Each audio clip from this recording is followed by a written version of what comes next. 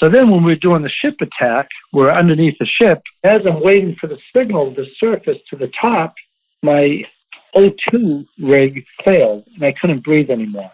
And I tried so hard to breathe, and there was nothing. And I was thinking, oh my God, I'm going to blow this mission. Welcome to Stand Up, Speak Up, a Canadian-made podcast highlighting important social issues and giving a voice to remarkable people. The United States Navy's Sea, Air, and Land teams, commonly known as the Navy SEALs, are an elite group trained to work in all environments. SEAL training is rigorous. Prospective candidates must pass a number of mental and physical requirements, and those who succeed will have trained for over 2 years before their first deployment. The SEALs are the U.S. Navy's best, and the best of the SEALs is SEAL Team 6. SEAL Team 6 has worked in countless operations, including the assassination of Osama bin Laden. Only the best and bravest survive the grueling selection process that leads to SEAL Team 6. They're the greatest warriors on Earth, and today's guest is one of them. In Don Mann's action-packed life, he's worked in highly classified missions all over the world. He was even captured by the enemy and lived to tell the tale. In Carla's fascinating talk with Don, we hear about just how demanding the SEAL training is, situations where he stared death straight in the eye, and how his experience has affected his political and world views. I found him hard to interview. It was hard for me to really get to who he is outside of being a Navy SEAL. I couldn't penetrate that. I really couldn't. He's definitely got a tougher exterior, and he only lets you see so much of him. Every day, your mind can get stronger. Every single day, your mind can get stronger. And you can't do that with your body. At some point, you get super fit and strong and fast and all that. But at some point, I've had NFL and NBA players crying. I've had SEALs crying. I can hurt anybody I want to by punishing through exercise. So at some point, your body's going to give in. Everybody, no matter who the person is. At some point, they're going to give in. The bodies will give in. But your mind can get stronger and stronger every day. And even if you're stuck in the bed and you have 2 broken legs and you're sitting there with a back injury or whatever, you can lay there and you can get your mind stronger. And it never needs a break either, like your body does. And so what happened to me is my mind got a lot stronger than my body did. And I pushed myself way beyond what my body could take. So quite a bit of times I hurt my body just because I shut down my liver at times, my kidneys, did all these injuries to my body just because my mind was so powerful. It was saying, hey, who cares? Keep going, keep going, keep going. How do you remove the emotion and the anxiety to be so strong? Would you say that part of you has, I don't want to say like something negative, but an ability to shut down? It doesn't shut down. My mind doesn't. Actually, I like music a lot. There's certain songs that I have kind of programmed in my brain that play over and over. And I don't listen to headphones, but they just kind of, because I've heard them so many times, I think of music. And so music helps me out a lot. But when I have pain, whatever the pain is, I'm positive I can go through it. And when the pain is too much, I know I'll simply pass out. So have you never, with all your crazy, dangerous missions, which we'll talk about, ever experienced, about a depression, anxiety, something that you just can't get out of bed or you can't seem to push through? No, I have to go to bed with a plan for the next day. I have to know what I'm going to do for my workout for the next day. And when I wake up, I'm excited to do it and get on with the day. Where is there space for a wife or a partner, life partner? Well, that's something I kind of struggle with. It hasn't worked for me. And I feel like I'm very loving and tender and everything like that.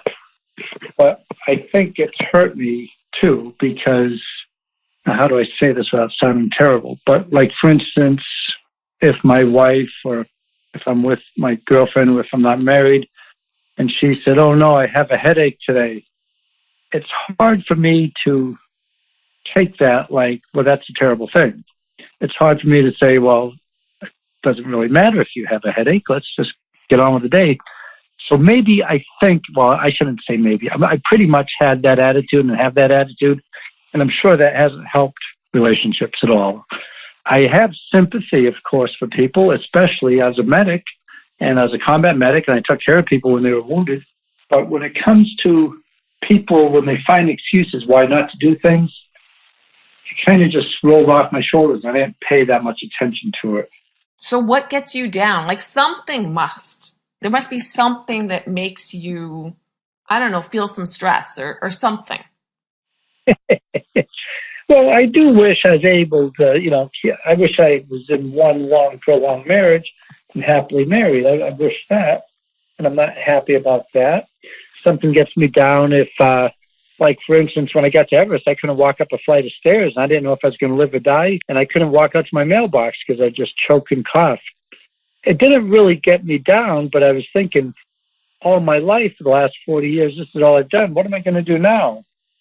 But you always have to have a backup plan, and I was thinking I'd have to think of some exercise where I could do where I don't run out of breath, maybe just a bunch of ab workout or something. I just like exercise. I don't care what it makes you look like, because the exercise I've always done doesn't make you look, phenomenal or anything. It really makes, I remember one lady, we were all playing Frisbee, and she said to me once when I was doing, 30-hour-a-week workouts, and she goes, Don, if you just exercise, you'd probably look pretty good. And I think, oh my God, if you knew how much I exercise. But I just am addicted to exercise, the adrenaline, and not because of something about the way it makes you look or anything. I know it's good for you all.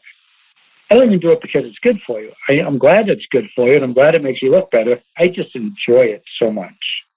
And I enjoy the outdoors. I never do a treadmill or anything like that in a gym. I just love, I see a mountain, I want to run to the top of it. And I see a desert, I want to run to the next sandhill. Or I see a jungle, I want to sleep in the jungle. Are you scared of death? Do you fear dying? Actually, I have a view of it that's, I think, a little bit unique when I mention it to other people. What I would like to do when I die, and it really doesn't matter when it happens, it happens. I just don't want to leave my daughter without a father.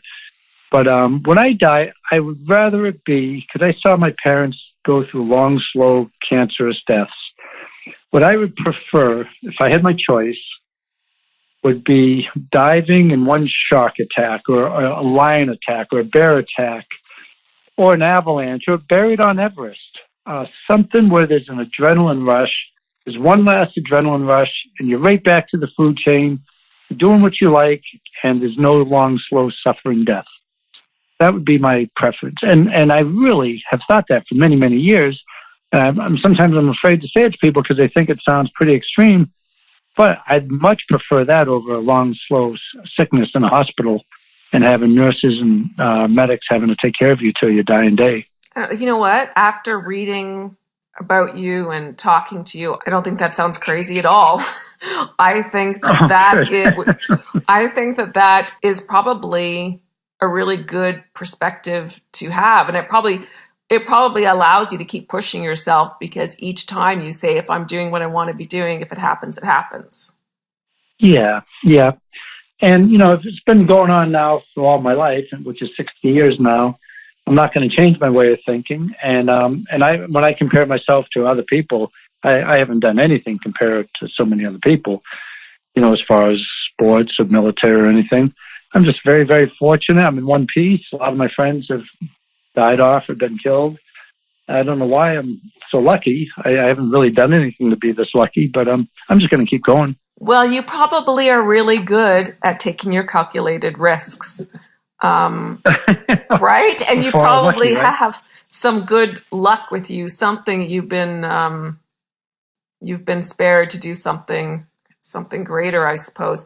So let's talk about some of your missions. And which mission do you think you were pushed further than you ever thought you could go?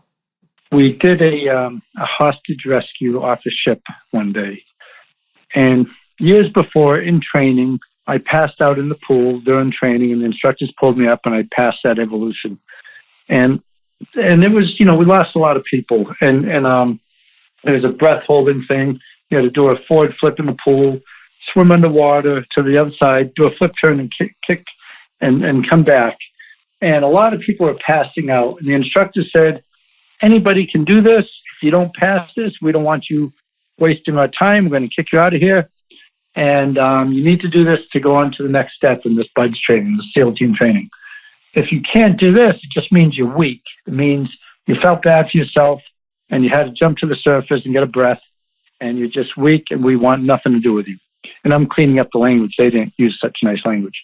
And then just before that, they tie your hands and feet and they throw you in, and you have to bob and try to get to the surface, get your lips above the water just to get a breath. And you have to do that until what they say, until they get tired. And so we're going up and down and up and down and up and down. And one guy did drown, and they resuscitated him, and they kicked him out for trying to cheat. So then when we're doing the forward flip in the air, jump in the pool, swim to the other end underwater, and flip, turn, and come back, I felt like there was an ice pick in my head. And the ice pick felt like it was getting harder and harder and sharper and more painful in my head. And I didn't think I could make it back. And mind you, for 4 years prior to that, all I did was train to be a SEAL. I had one goal when I was that age, to be a SEAL. Nothing was going to stop me. And I was fit and I was training. I did over 1,000 races, competitions to be fast and fit and strong. And I was so ready. But when this pool evolution came up, I did that, and that's something I didn't train for. And I did my forward flip, went under, came back, and when I was coming back, I was thinking, oh my God, I can't take this pain anymore. It's killing me. My head's killing me. And I shot to the surface and I quit. They said, get over there, loser. And they said it. I think we had 108 people left, and 8 or so people passed that day. And so I quit. And my life felt like it was over, because that's all I wanted in life, was to be a SEAL. And then finally, the instructor said to the guys who passed, they said, we won't give these guys another chance. Let's give them another chance. So the guys who did pass said, yeah, let's give them another chance. And then I was thinking, there's no way in this world I am ever going to quit anything again in my life. I mean, my life just flashed before my eyes. Everything was gone. And I did my forward flip, went underwater, and coming back, the ice pick was there again. It was hurting my head so badly. But when I finished, when I came back to the other side of the pool, I had blacked out and then passed out. And when they pulled me up out of the water, I was frothing at the mouth, but they said, good job, you passed. And they told us that. They said, if you guys pass out underwater, we'll resuscitate you. You'll be okay. And all I had to do was believe them. I just needed someone tougher than me to make me do what they wanted me to do. And I got the concept down that day. So then when we were doing the ship attack, we're underneath the ship, and you take all your gear off. You have this, it's a 4-hour dive. And it's a night dive. Everything we did was nighttime at SEAL Team 6. And you breathe 100% pure oxygen. And it's deadly after 4 hours. And you can go into convulsions and then die if you're on oxygen, 100% oxygen for over 4 hours. And so our dive was not going very well at all. We're having all these issues. And you're diving 7 or 8 people all together in the pitch black, and everyone has to stay together, the same depth, and make the turns at the same time. And it's stressful. And then you have to find the right ship, because you can't attack the wrong ship. And then you find the right ship and you attach a line underneath the ship. And then on that line, you take off your fins and your weight belt, and you take off all your operational gear that you don't need for the ship attack, all your diving operational gear, you put on that line. So that was happening. And now I'm looking at my watch. Plus, I'm the medic. I'm worried about the time because I'm afraid people are going to start convulsing. So it's like 4.5 hours now. We're over the time limit, and anything bad can happen at any time. And as I'm waiting for the signal to surface to the top, my O2 rig failed, and I couldn't breathe anymore. And I tried so hard to breathe, and there was nothing. And we had one rule in engagement, that was not to get caught. Don't get compromised. I did my SOPs, standard operating procedures. I did them 3 times. I checked my inhalation valve, my exhalation, the hoses with the valves inside. I turned my oxygen on, made sure it was on, and my mouthpiece was on. I did those 3 checks 3 times. And now I'm starting to feel what my head was feeling like in the pool that time. And I was thinking, oh my God, I'm going to blow this mission. I can't surface. I'll give away the whole mission. And then I shook my buddy's fin who was above me, and he came down to see me, but he couldn't see because it's pitch black. I couldn't see him. He couldn't see me, but I felt his mouth with my hand and noticed he didn't have a mouthpiece in. And I was thinking, okay, I got to surface. I don't want to ruin this. And if a ship, I know we can't see each other, but if a ship right now, if I was holding up my hands, I'd have them spread out about 3 feet long. If a ship is that long, as a diver, you're about a half an inch under that. I mean, you're minuscule. These ships are huge. And so I just started surfacing. I was thinking, I need a breath. I need a breath so hard, so badly. I need to breathe. I want to breathe. I can't wait to breathe. My head was killing me, just like in the pool. And I was coming up. It's pitch black. And I was walking hand over hand to the bottom of the ship to the side of the ship. I was saying, I can't wait to breathe. I can't wait to breathe. And then the side of the ship was obstructed with this large obstacle, and I couldn't surface. And then I was thinking, I'm dead. Nobody knows I'm here. I need a breath so badly. And all I knew to do was to kick and kick. And so I kept kicking. I didn't know which direction I was going. My head was killing me. I was thinking, if I just took one deep breath, the pain would be over. I'd just die. I'd drop to the bottom. And who knows if they'd ever find my body. I don't know. But the pain would be over. And I hated that I had those thoughts that a quitter would have. But of course, I didn't do that. And I just kept kicking and kicking and kicking. This went on for minutes. And minutes to not have any breath is a long time. And so I just kept going and kicking and kicking and kicking. And before you knew it, I ended up at the front of the ship, at the bow of the ship. And I took my mask down by my neck, so I'm not giving away my position with the lights. I swam on the port side of the ship, said a prayer, and my buddies were all climbing the side of the ship. We went up, got the hostage, mission success. And during the debrief, they said, anybody have any issues? I said, yeah, I had a couple. And what happened, it was just a faulty valve in my hose. But it was a good lesson. And it was a very lesson where I came close to dying. But the lesson I had in Bud's training was never, ever, ever quit. And it worked. So I think that's the one I like the best. You are just insanely disciplined and focused. That's one way to say it, I guess. Oh, thanks. All I kept thinking was, okay, I would just have been dead. So this hostage, how do you go in and get them and extract them? And is this hostage a government who is this hostage? Well, there's a lot of things I can't include in the story, but they're usually civilians, civilian hostages, Americans, and they're taken by the bad guy. And SEALs are called, the Rangers, the Special Forces, the Delta Force. But if it's a ship, it's usually SEALs, and oftentimes SEAL Team 6. And they have to go, and because SEAL is sea, air, and land. So anything to do with the sea, it's, we don't call the Army or the Marines. The Marines have some capability. The Army really doesn't have that much when it comes to the water, unless it's like Panama or Central America with the rivers.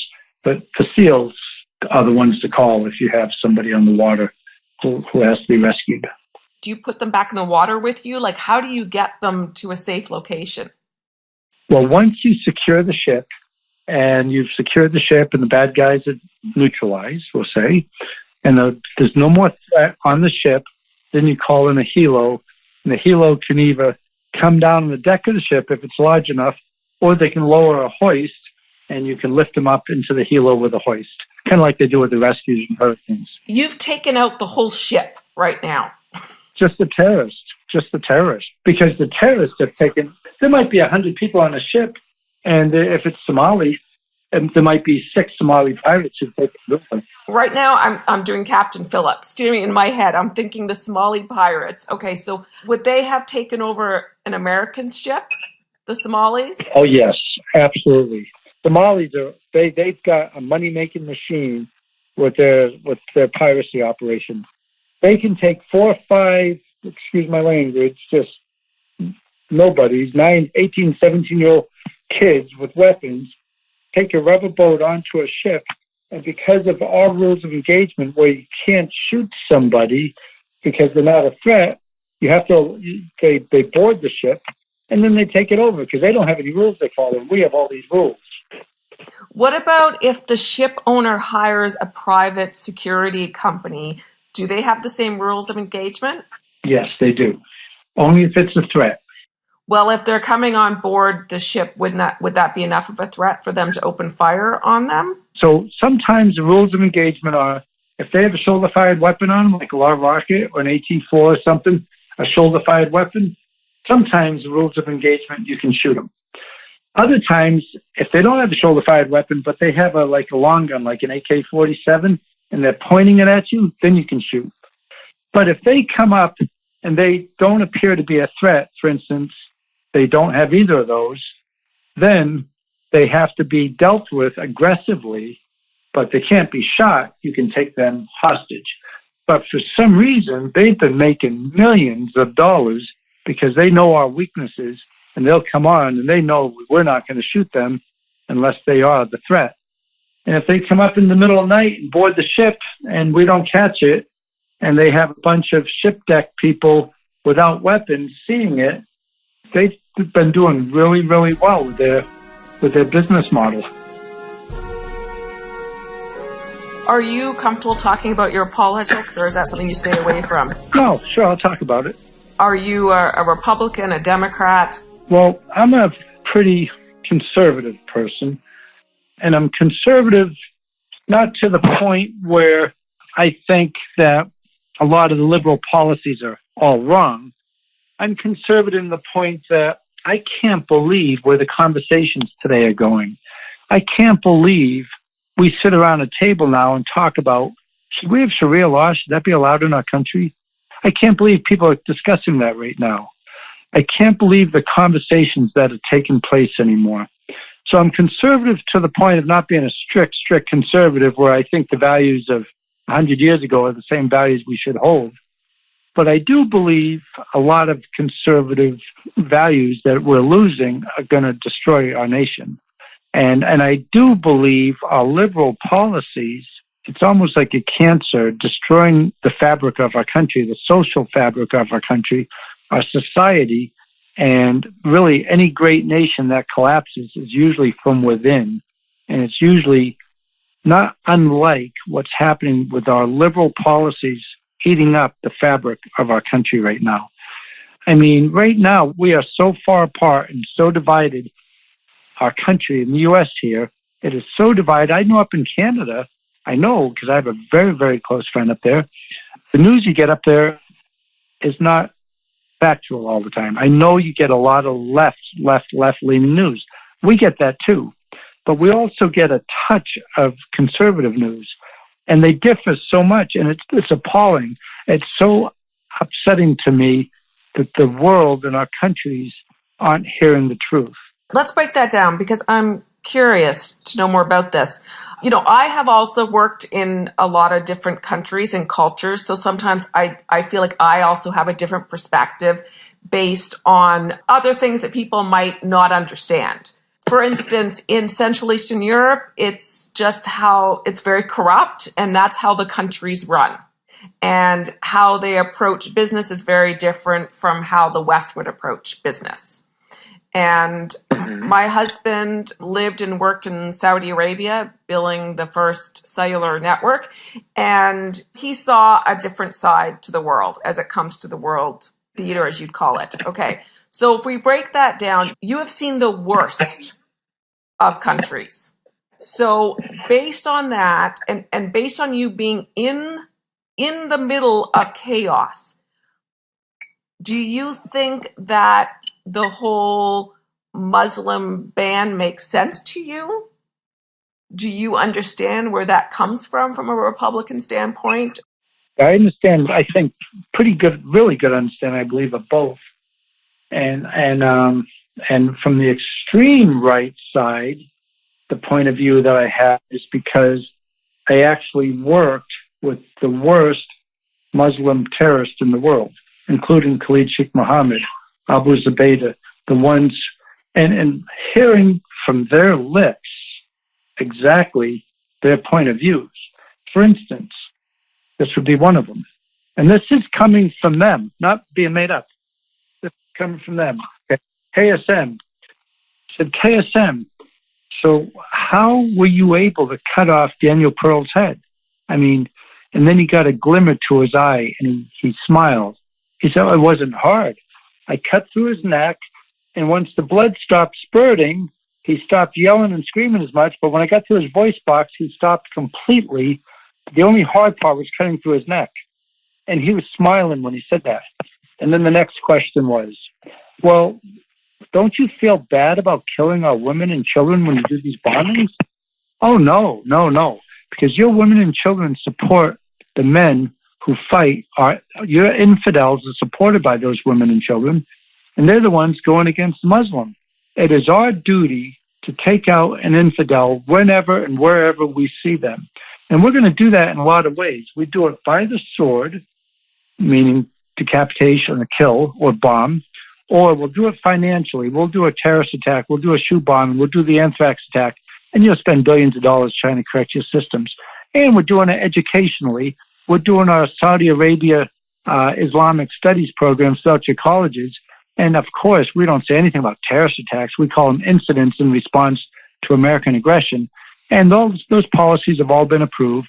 So we're going to do it through the education system, financial system, and we're going to do it through overpopulation. We're going to have our childbearing mothers have 7 to 8 children per mother. Yours are down to 1 to 2 to 3, depending on the Western country you're from. And we're going to overpopulate this world. And this is a Muslim world, and it's ours, and we're going to take it over. They tell us that. And okay, so what could stop the terrorists? Like, what could the world do that could, I don't know, mitigate them? Well, I don't think it's war. I don't, and this is my other side. I really try to look at it open-mindedly.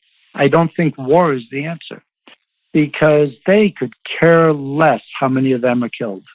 And of course, we have all the planes, we have all the bombs and everything. We could bomb those cities to pieces, and we're killing a lot of innocent people. Their women and children are just like our women and children, and they hide out in those schools and villages, and that's just the way they are. We're not doing a thing over there. We've been at war for 16 years. I think we've done very, very, very little over there, except for probably a lot of damage. So I don't, as a conservative, most conservatives are going to hear this and they'll say, what the heck's he talking about? He's a SEAL. Why is he talking like that? I don't think war is the answer either. To tell you the truth, I don't think we know the answer. My doctors, who the 2 doctors, the 2 psychologists I worked with, who ran the interrogations on the worst terrorists in the world, once said to me, they said, unfortunately, it doesn't seem like there can be coexistence. They cannot coexist with us because they find us weak. They find us giving women rights. They find us letting children and women and girls go to school. They find us being weak by negotiating. We cannot live with Sharia law. Well, now people can. We don't believe in beheading and stoning a woman because she cheated on her husband. We don't have compatibility in these areas. We can negotiate with them. They see that as a weakness. So, but I'm talking about the extreme Islamic sect, the extreme viewpoint. What percentage, when you're over in those countries, did you ever feel welcome? Did you ever feel that the countries and cultures could coexist? Superficially, I did, because they would love taking our money. They would love the gifts we gave them. We just, we invaded their countries and their viewpoint. And we built schools and we built roads and we gave them a lot of money and we gave them candy and we gave them food and things like that. But still, they gladly accept it with a smile. But then we leave, and we're the Americans who killed their cousins, perhaps, right? So it was superficial. I think they know enough to take what we can give them because they don't have anything. But they would still, I've never felt welcome. Somalia, Yemen, I've never felt more hated in all my life. They look at you like they just want to kill you.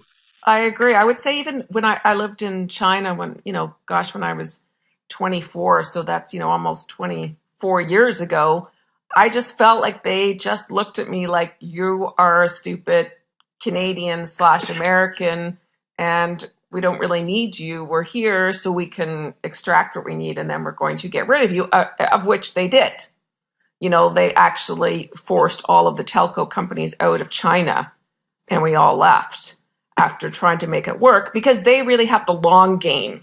They think really long in advance. And we think short term, and they don't forget. Yes. And so when my husband lived and worked in Saudi, and he said during all this, he's like, people that have never lived there have no idea how deep it goes. Like, all this war is not going to make a difference. There's just such deep-seated hate. But it's so sad to say because there seems to be no solution. I know. Right now, if you go to Detroit and places like that, and there was just a special on 60 Minutes perhaps a couple months ago, and they were walking around talking to the children and high school students and college students. And they were in a Somali neighborhood where the police weren't allowed anymore. So our law enforcement wasn't allowed in these neighborhoods, in the U.S., granted. And they would say, hey, what do you know about U.S. law, constitutional law? From kids to high school to college. Same answer. Oh, no, nothing. We don't know anything about that. What do you know about Sharia law? Oh, Sharia law, God's law. Yeah, we learn about that every day in school. That's coming. This is what we practice. Sharia law is God law. And now they get a certain percentage of population, and then you have to vote in a certain amount of people like-minded to make the policies and and the rules and the laws in that area. And it's coming, and our liberal policies allow it. Conservatives are trying to stop it, and I'm for stopping that.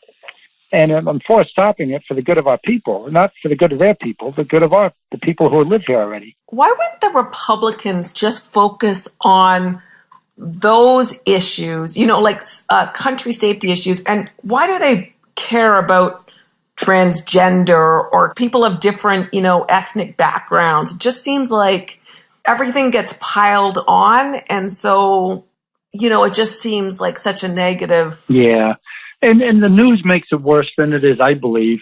So the transgender thing, I don't know anybody who could care less about that. But if you try to put that in special operation forces or in SEAL team, you're going to ruin a SEAL team for the sake of one person coming in.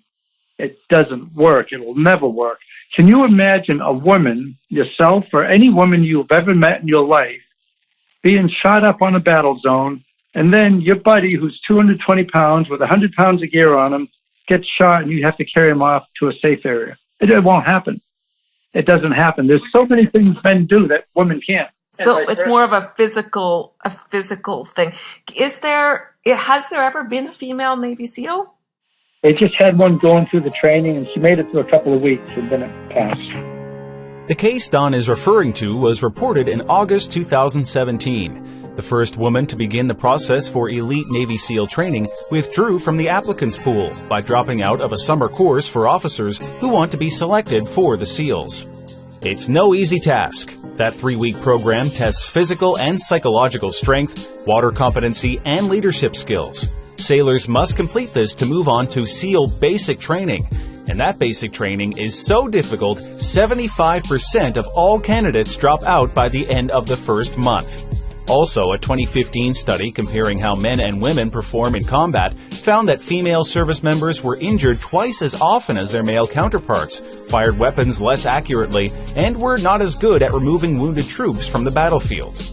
I thought it was really interesting when he said that women wouldn't be able to become Navy SEALs because we just don't have the strength. The Navy SEAL, it's like 100% physical. They have to be able to carry a guy that's 220 pounds maybe across the field if he's been shot. There is a difference in what the attributes are. Interestingly, in today's sensitive political climate, it can sometimes be seen as offensive to point out these types of differences between different groups, but that never really changes the fact that the truths and statistics exist. And even though there are no women in the Navy SEALs, there are plenty of opportunities for women in the military, and many talented women are working in other military roles, which Dawn tells us about now. So what is a female really good at in the military? Like, is there special ops that women are extra good at, or because they can fit into small spaces, or? Yes, there are so many things that women do in the military that they can be so much better at men, and they are in the military, and they are sneaking in, acting as couples, going to different countries, being like a couple, doing covert work, pretending they're somebody and they're not, but they're a woman with all these skills. But women are women and men are men, except for the ones who decide to change for whatever reason. and that's just something they can't help, I know. But what I can't, the work a SEAL does, a woman can't do. And I've trained and raced and worked with, I think, some of the toughest women in the world. And I don't know any of them who could do SEAL training. It's just made for a man's body. And then if you do have a woman in the SEAL community, the military is all about getting stronger and fitter and faster and more efficient. It's not about pleasing social demands like, hey, how come you don't have an equal amount of women here, or an equal amount of blacks, or an equal amount of Asians or something? It's about, here are the standards. If you meet the standards, come on in. And that's what we're trying to do. Here are the standards. We can't lower these standards. Here are the standards. If you meet them, come on in. We welcome you. Which president that, you served under did you think understood the military the best? President Reagan and President Bush, they were the best. I've worked with so many Secret Service.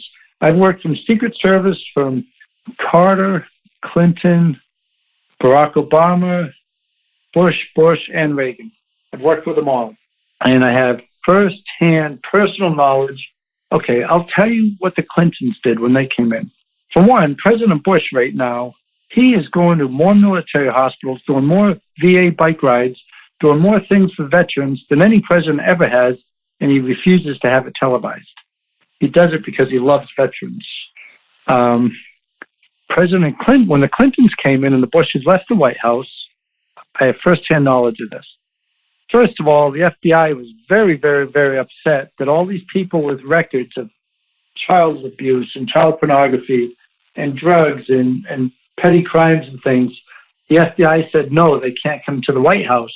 And they were called friends of Bill. Bill Clinton had all these favors he was paying back to people. And Hillary vetoed it all. So overnight, the White House changed. Boom. No longer a professional organization. Now it's all these people without experience because they were owed favors by Bill or Hillary Clinton. Step one. Step two was they came in, the FBI was very, very upset that Hillary vetoed them all, and they allowed them all in. And then Hillary Clinton said, I no longer want the military in the White House. I don't like what they stand for. And the senior generals and admirals say, Mrs. Clinton, we always come here. We have very important meetings here. We meet every week here. We come here. It's part of our protocol. This is what we do. She said, no, I'm sorry. That's all changing. That was in the past. You guys are no longer welcome here. So the Clintons come in, and now the military is not welcome in the White House. Finally, she had to concede, and she had to say, okay, the military can come here as long as I never look at them in the eye. They never look at me in the eye if we happen to walk down the same aisles, and they can't be here in uniform. I don't like what they stand for. And then little Chelsea, poor little Chelsea, was walking down with two uniformed Secret Service guys. When she came to the White House, she was a young little girl, and they had the uniforms on. There's Secret Service that's in uniform and without uniform. These guys were escorting her down to Bill and Hillary down by the limo. These are first-hand accounts from Secret Service. And she started crying. She goes, oh, please. And the Secret Service guys, what's the matter, Chelsea? What's the matter? She goes, please don't let my parents see me with you. They hate the military. The Obamas hated the military even more. Why would the Democrats not like the military? I really wish I could answer that. It baffles me. It really baffles me. Of the military, what happened with Benghazi and what Hillary did with Benghazi is something the military will never forgive. I really don't know. I would answer if I even had a glimmer of an understanding on why they're so against the military. The Obamas were probably even worse. How would they react to the military? And again, I'm trying not to sound too one-sided. I have to give President Obama a great deal of credit because he really put his neck out on the line when he gave SEAL Team 6 the order to go get bin Laden without knowing for sure it was bin Laden. That was a gutsy move on the president's part. Of course, Clinton didn't do that. When Clinton, you know what Bill Clinton said was the worst mistake of his presidency? And this will get you sickened. You won't hear it on the news because I know you don't get it in Canada, and we barely get it here. Bill Clinton said the worst part of my presidency, the worst thing I did as president, is when I refused to get bin Laden because I knew I had him. I knew we had him on our sites, but I didn't want people to think I was doing it as an excuse to take the attention off of me and Monica Lewinsky. I'd heard that happened. That's from Bill Clinton's lips. They don't have high regard for the military or much of what the U.S. stands for in that regard at all. I mean, who in their right mind could put that in front of getting bin Laden? And that's when we knew bin Laden was funding these big terrorist acts all over the world. He kept funding them because we didn't get him, and who knows how many thousands of people died because Bill Clinton didn't want to be blamed for covering up his Monica Lewinsky affair. Okay, now we move into Trump. Now, how do people feel about him and his leadership in regards to the military? Well, he gave the military a big raise, and he released the handcuffs that have been on everybody, meaning with Obama administration, everybody was so frustrated because the rules of engagement were so strict they couldn't fight the war. They would chase down a terrorist into a building, had to call home for permission to go into the building and get the terrorist, and the permission would be denied. Air fighters would say, hey, we see all these trucks with all the stolen oil, all the bootlegged oil that's going to be funding, the creation of ISIS. And that's how they were getting $1 million a day, the creation of ISIS. And they had all this oil, all these oil trucks. And Obama administration says, nope, you can't bomb them, let them go. They might have civilian drivers. We let ISIS form. President Bush said, whatever you do, don't pull everybody out of Iraq, because every general, every admiral, everybody in our Pentagon will agree. If we pull everybody out of Iraq, we'll have a force so powerful, so evil, we'll never be able to defeat them. Well, Obama made a political promise, we'll get everybody out of Iraq, and that's what people who are not in the know would want to hear.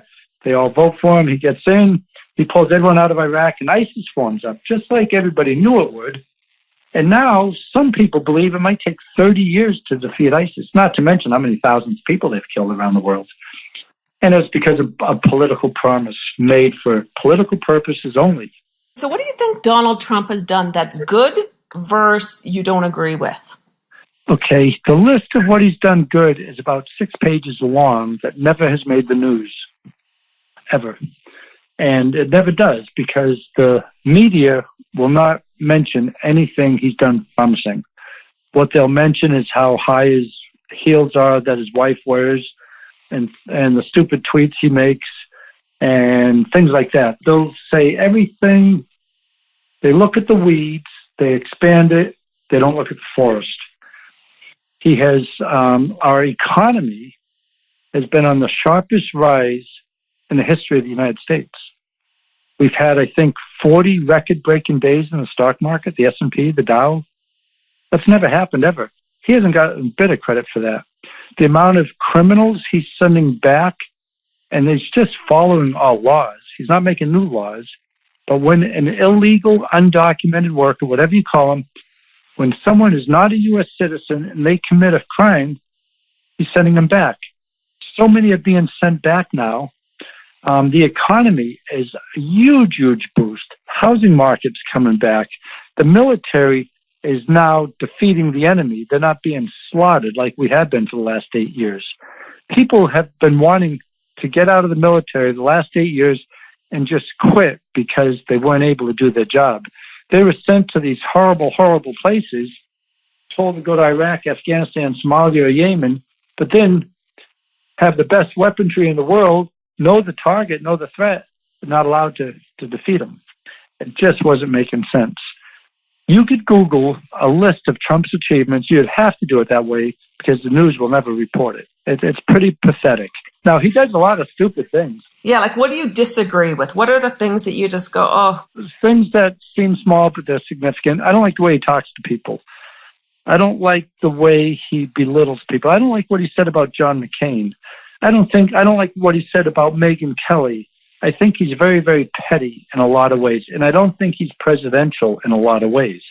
I like mostly his agenda, and he's fighting for what our country used to stand for before this big left sweep is trying to change it completely. If our liberal, if hypothetically, and I know you can't make this happen for real, but if you did take our left side of our country and our right side, and you had the left have all their policies, have their open borders, have all the social programs, they would last about a day because the right stands them up. If the right did everything they wanted to, they would have secure borders, criminals would be behind bars or deported, would have a strong military, would have a strong economy, and people would work and people would be graded on not their color, but by their value and by their what they can bring to the workforce. Democrats like to say, oh, you poor people, you're black. We're going to have to help you out. You poor people, you're Asian. We're going to have to help you out. We're going to have to give you this. We're going to have to give you that. We're going to hold you down because you're going to need us. You want to be held down because then we'll give you extra points for these tests and we'll give you extra credit.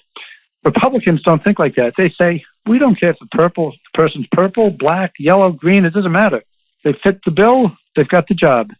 And in our country, I think, it's time that we can be there. And we're not. And we keep going back and forth. Obama has destroyed our relations. Our police now, we can't get people in the police force anymore because every time there is a shooting and a poor young officer who had very, very little training because the budget's nothing, and some kid turns around quickly and he thinks he has a gun and he does or does not do an accidental shooting, before the facts are laid out, President Obama was blaming the police department. We can't get people in the police department anymore. So they're putting their lives on the line. They're basically getting minimum wage. And now we can't get anybody in our country in the police department because of our last president on how bad he made it. And Islamic relations as well. He really set us back with Islamic relations and racial relations.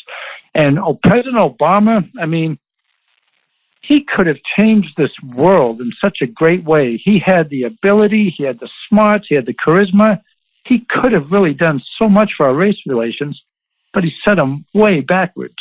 And the Islamic relations in his book, Audacity of Hope. I forget what page it is, but in his words, if I had a side between Christian and Islamic war, I would have to side with the Islamic side.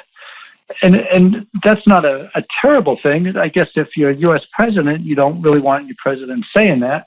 But he really sided with the other side. He turned his back on Israel and gave Iran billions of dollars to continue on with the nuclear weapons program. Nobody can figure out why that happened. And then they lied. They found in the middle of the night these planes, and this may not have even made the news because they don't like to report this stuff. In the middle of the night, it's all on Google. In the middle of the night, they found these planes with cargo pallets loaded with billions of dollars going to Iran to pay off Iran.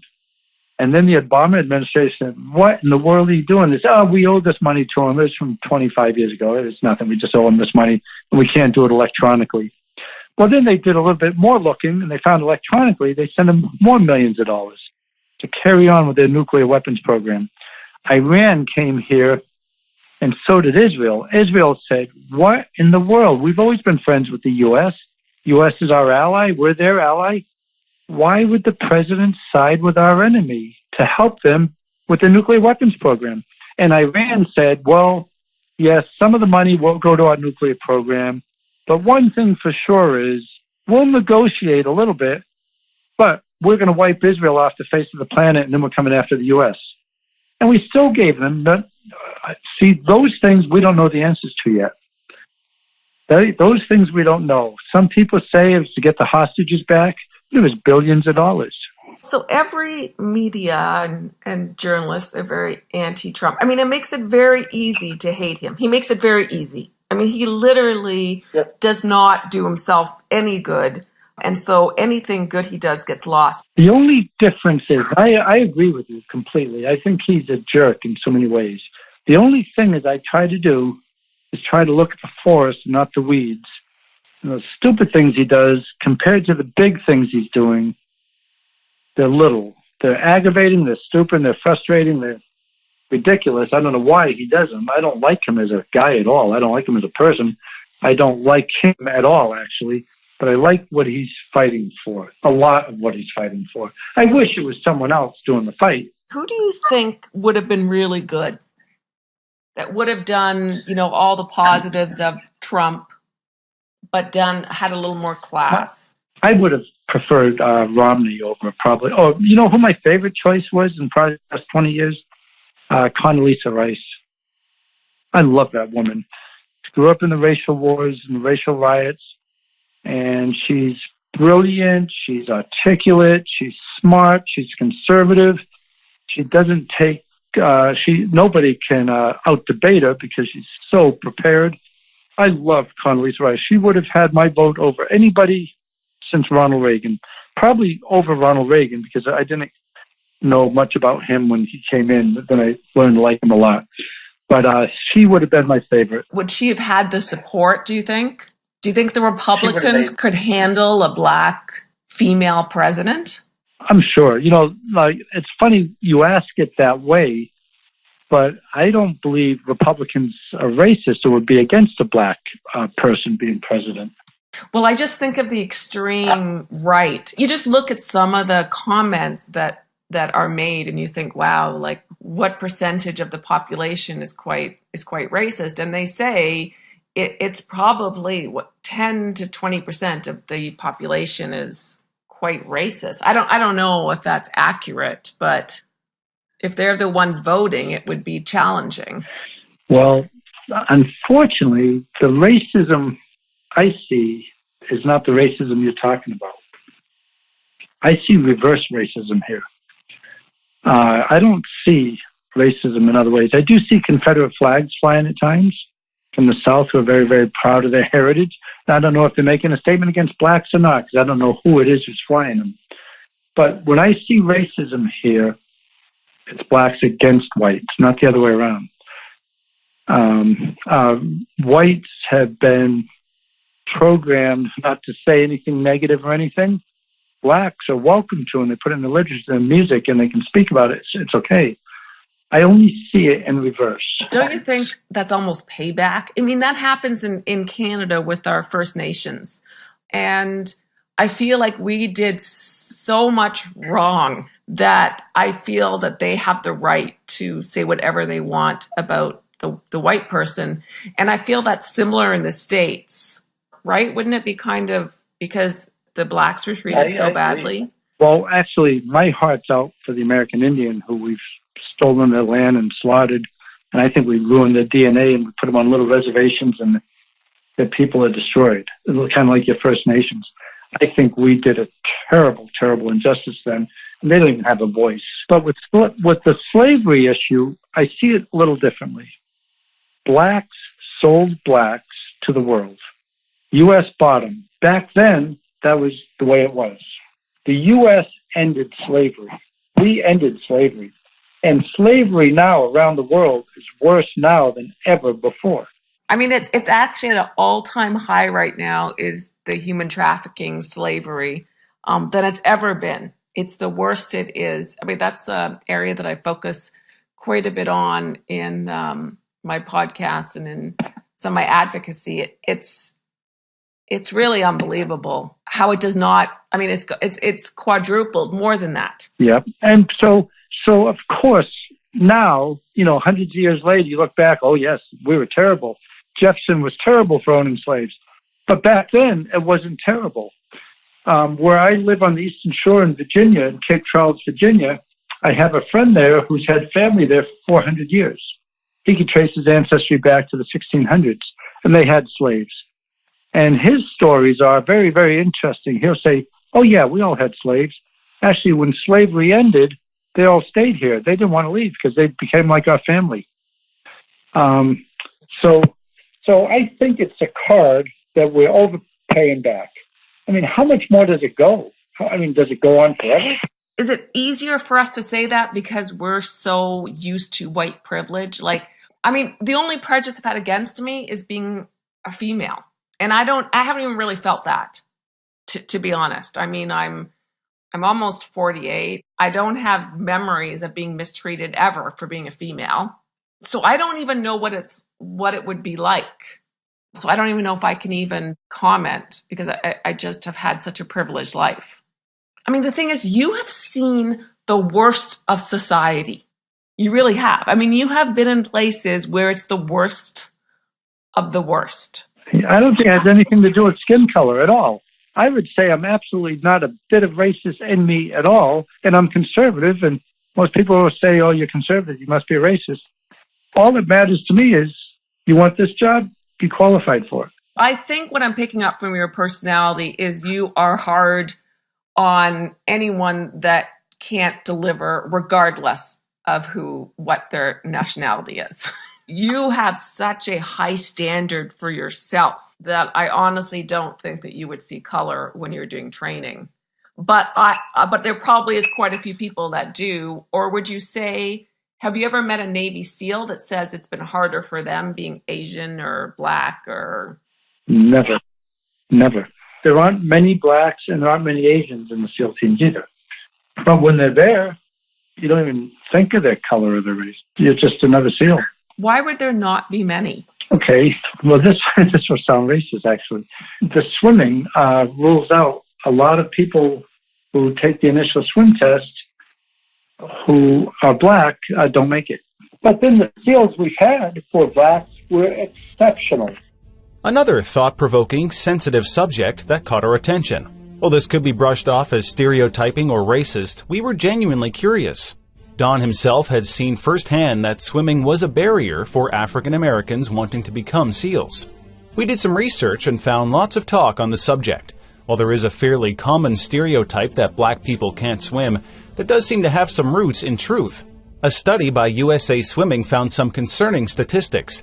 Nearly 70% of African American children had little or no ability to swim. The fatal drowning rate of Black children aged 5 to 14 was 3 times that of white children. But why?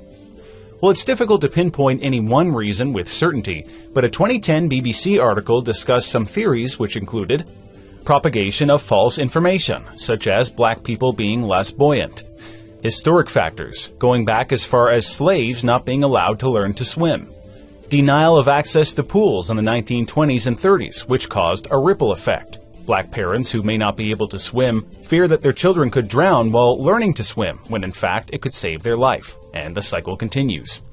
And finally, perception of swimming as an elitist or white sport. We'll include the link to this article in the show notes if you'd like to read more. Coming up, Don talks about the sacrifice of putting your life on the line for your country, retirement, the cost of war, and his experience working with Canadians. When we return on Stand Up, Speak Up. The key to change is action. That's why at Stand Up, Speak Up Fashion, our mission is to raise awareness on issues that affect teens and young people today. Each unique design highlights social justice and human rights topics, from homelessness and drug abuse to mental health and bullying. Show the world what you stand for with Stand Up, Speak Up Fashion. A portion of every sale goes to support 3,000 acts of kindness. Read more and browse our collections at standupspeakupfashion.com. You do all this to protect your country, but it never turns into big cash to be a Navy SEAL, right? I mean, it's just like a salary every year, and then you have a great pension. Like, how does that work? Well, if you compare it to like the FBI or the CIA or the State Department or federal marshals or any federal job, if you compare your retirement pay with them, you think, my God, what in the world? I'm only getting a third what those people get. And so the retirement's not that great either. So basically the retirement it's enough to live on if you live in a little tiny home somewhere and it's paid for perhaps. But then again, you do 20 years in and you live 40 years after that, you're going to have 40 years of retirement pay. When you compare it to other federal jobs, it's a fraction of what they get. Nobody's ever been there for the money because you're right, you don't make much money as a SEAL. And nobody's there for the money. Nobody really, they want to get promoted and make more money. But what about if you get hurt on the job? How well are you taken care of? I mean, if you have anything from mental health from a job to physical health? Like, how is it all compensated? Well, military medicine is pretty good in spite of, what you might hear, despite of what you might hear with the VA program. The VA program is so taxed right now for having a war going on for 16 years. But it's you're taken care of, like for me, I've been retired almost 20 years now, and I can get dental and dermatology and physicals free, with a little copay. And now with the way of, our healthcare system is, it means a lot now. Do you all retire at 40? And then how do you set yourself up so you can enjoy your life to kind of have more luxuries or have more financial security? You have to do something after retirement. Now, an officer enlisted, if you're an officer and you end up being like a captain or an admiral and you've done 30 years, you're going to have a lot better retirement than, say, an enlisted person who does 20 years. So, but an enlisted person who does 20 years, they're still young enough to get out and do something, use their skills and apply it somewhere else. And that with the retirement, military retirement, they do okay. And why did you retire? What inspired you to say enough? Well, for me, I retired in 98, and it was before the two wars started, and I was getting bored. And I was thinking, I'm still young, I'm still fit, I can do a lot of other things. I think I just want to go do something else. So I went to work for the U.S. government with things I couldn't say on the phone here, but I went to work for the U.S. government and ended up being in all the war zones doing government-related work with the terrorists and all. And then you're making quite a bit more money, actually. But the reason I got the jobs is because I was a SEAL. So it kind of worked out pretty nicely. Is it mandated that you support your president? Would you be in trouble if you ever criticized your president? No, the proper thing to do is not to be political at all in the military. And the proper thing is to do what you're told to do and not question and not get involved in the political equation. Now, there are people who can't help themselves. And actually, I remember we had a very senior enlisted at SEAL Team 6, and he actually voted for Clinton. And people talked about it through all the SEAL teams. Do you know there's a guy who voted for Clinton? What in the world was that about? So people have the right to do whatever they want, but it's usually conservative. You're there to defend your country, and you're all about defending the flag and the country, and that's what the military is about, and not destroying it. And so every now and then, if somebody has a difference in opinion, it's just thought of as odd. Would it be hard for you to go against? I mean, you hear a lot of situations in movies where, I know that movies totally fake, but that they go against government direction or requests. Does that ever really happen? Like, are you ever on a mission where you actually don't listen to your direct order? No. The only time people will go off on a mission and they do something slightly different, and a SEAL is a little different than regular ground troops or regular infantry or regular military, because they're trained to think on their own. So, for instance, the old adage, hey, Marine, go take that hill. They will do that, even if there's a machine gunner's nest up there and he's shooting everybody on the hill. A SEAL, if he's going up the hill, this is a pretty bad analogy or example, I guess. If he sees that machine gunner's nest, he might not go up there. He might back off and maybe go around the backside because he's thinking on his own. And they're trained to think on their own and not have to have direct orders from someone who's not right there on the ground with them. And it makes a big difference. Right now, the reason we were losing the wars so badly during the Obama administration is because they were directing the war from the White House. And there were non-war fighting people, non-military people in the White House running the war from the White House, 4,000 miles away. And we were losing badly because of that. So now, at least what's going on, one of the things that President Trump is doing that the military is very excited about is he's letting actual war fighters, Pentagon generals and admirals, people who have done this all their lives, make the decisions, make the big decisions. And that's what they're there for, and that's the expertise they have.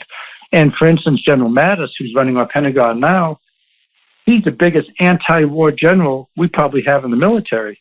And he's a tough, tough guy. And they asked him on the news the other day, General Mattis, what keeps you awake at night? He said, nothing keeps me awake. I keep the enemy awake. He's a tough, tough guy.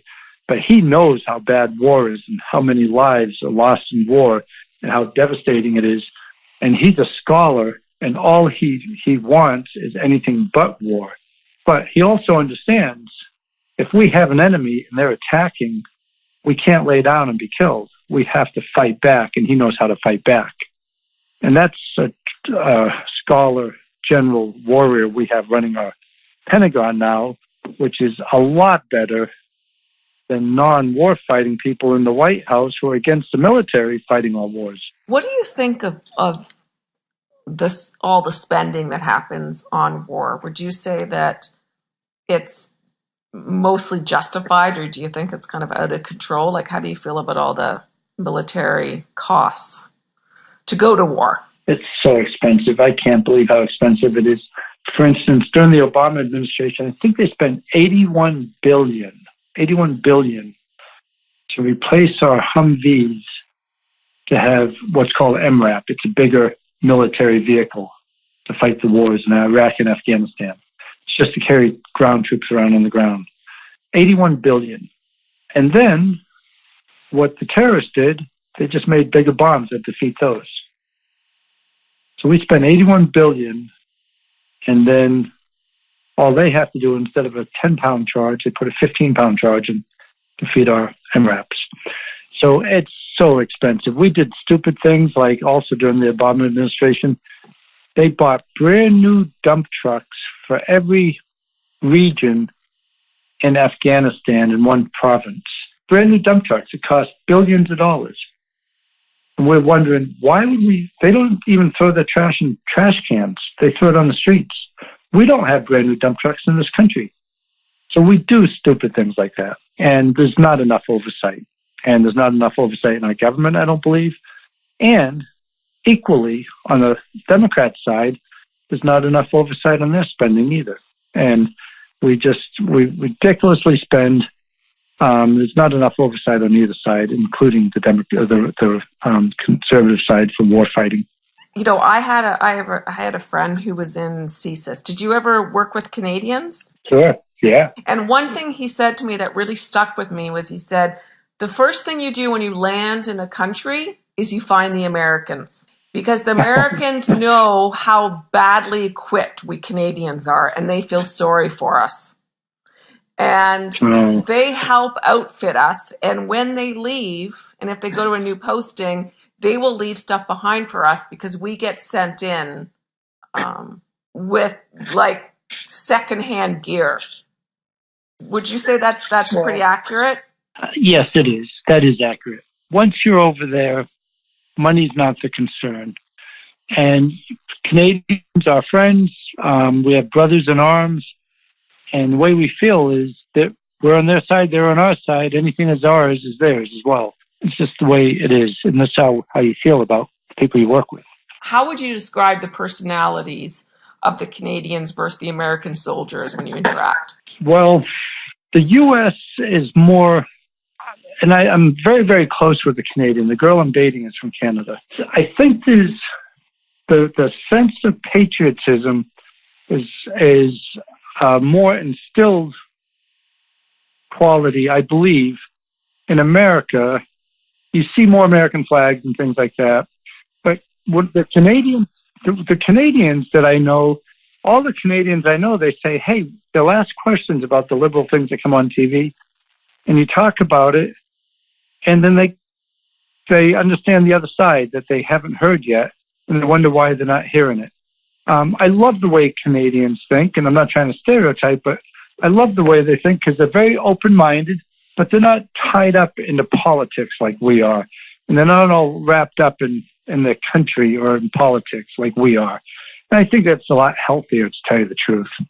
And as far as the Canadian warfighters, they're just top-notch, just like everybody else over there. No better or no worse, just good. And I know some Canadian police officers. I know some people in the Canadian security force, and they're just as professional as you would see anywhere. And they're very, very reputable. People, when they talk about the Canadians, it's all basic. I've never heard anything negative about anybody in Canada ever.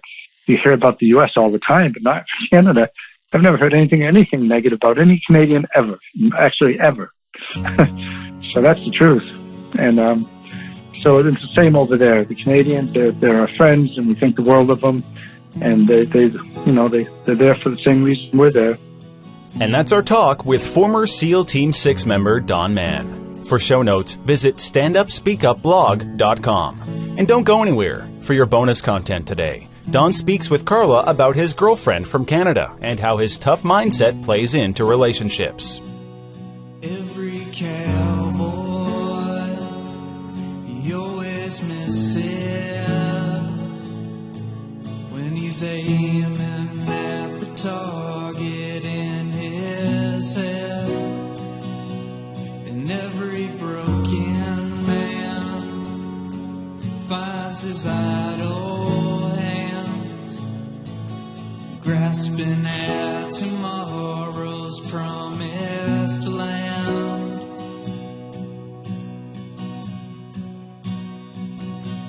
And I've been thinking about running, and I'll get out on the town just for myself. And that's when I saw her, and she looked right through me. And when I said I do that day, I really do. 'Cause every cowboy, he always misses his shot when he's aiming at the target in his head. And every broken man finds his idle hands grasping at tomorrow's promised land.